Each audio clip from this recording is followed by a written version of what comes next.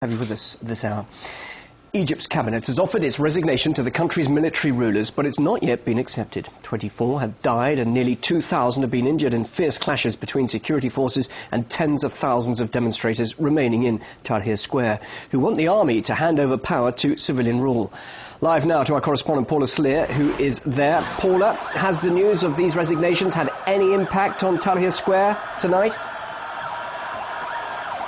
Well, I can tell you that there's mayhem here. I mean, this has been the scene for the last few hours. The ambulances blaring behind me. There's a lot of chaos and a lot of confusion happening here in Tahrir Square. We know that people are being killed. The death toll continues to climb. We hear these preliminary reports of clashes in a lot of these streets that lead to Tahrir Square. We're now hearing reports that a number of people have been badly injured just to my right. Now, these clashes between the security forces, the police and demonstrators are now entered the beginning of their fourth day. As I say, some 1,000 people have been injured. We have no clarity exactly what is happening at this precise moment, but every few minutes the crowd surges forward in one direction, it then responds and surges backwards. The situation here, as you can well imagine, is extremely volatile. Now, a short time ago, the announcement was made that the government had handed its resignation to the military, to the Supreme Council of the Armed Forces. The word is that they are reviewing that resignation. They don't want to accept it until such time that they have formally appointed and approved of a new prime minister. One of the names being bandied about is Mohammed al-Baradei. He was the former head of the International Atomic Energy Agency, but no clarity yet as to whether or not he will be appointed to that position.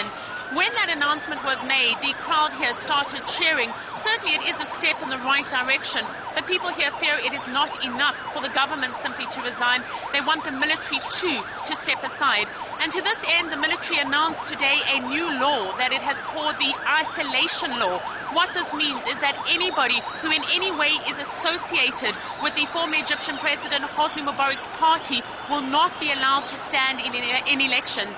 But people here saying that while this certainly is a step in the right direction, it is too little, too late.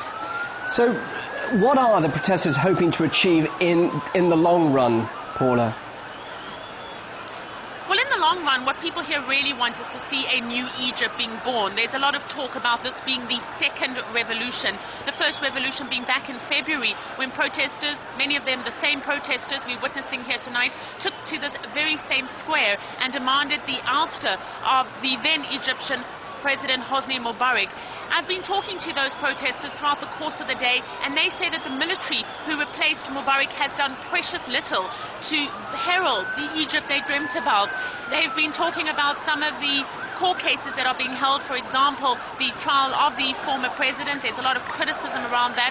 The issue of security often comes up when I talk to ordinary Egyptians. They say that they still feel it's simply unsafe to walk their streets. Most people here saying that their lives have not in any way been bettered in the last 9 months, and that's essentially what they want. They want a better Egypt for all.